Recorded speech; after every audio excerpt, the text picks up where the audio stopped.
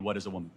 I think a woman is somebody who identifies as a woman. Got it. So that's not a definition. That's like saying a table is something that identifies as a table. It's like saying a giraffe is a thing that looks like a giraffe, or a coyote is a thing that looks like a coyote. So it's not a mistake that Charlie uses 3 examples of things that are defined by having physical characteristics. He wants to subconsciously invoke the idea that you need to come up with a physical definition of woman, just like you do for table and giraffe and coyote. Whereas the people who understand what words mean understand that woman does not necessarily have a physical definition. It is a social group that people identify with. You look around at the groups that exist, you look at yourself and you say, I see that group, and you report that out. When you say, I identify as a woman, it's not because you chose that, it's because you are reporting on what you see when you look at yourself.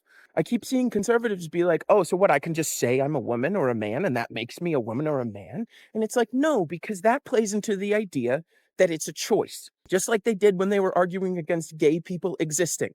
They're saying all the same shit for trans people. And now most conservatives are like, I don't really care who you marry, but you can't identify as, right? And in 20 years, they're going to be like, well, I don't really care how you identify, but you can't be some other bullshit social issue that is them not understanding how shit works. You see how these different groups of people interact with each other and with other people and how they compose themselves and how they speak and what they wear. And you say, oh, that's the one that I identify most with. But the thing is, none of those things that I listed are necessary. And so this is an intentional gotcha question, because the only defining characteristic is that you identify as woman. That's the only thing that's consistent across all women. I think a better analogy would be if I said I'm a Baltimore Ravens fan. And then Charlie Kirk responded by saying, you're not a Baltimore Ravens fan. You were born in Pittsburgh. You're a Pittsburgh Steelers fan. It'd be like, well, no, actually, I was born in Pittsburgh, but that's not something that defines who I am. And just because if you're born in Pittsburgh means you're more likely to end up a Pittsburgh Steelers fan, doesn't mean that every single person born in Pittsburgh is a Pittsburgh Steelers fan. Gender is a lot more important to who a person is than a football team, right? That's a very trivialized example.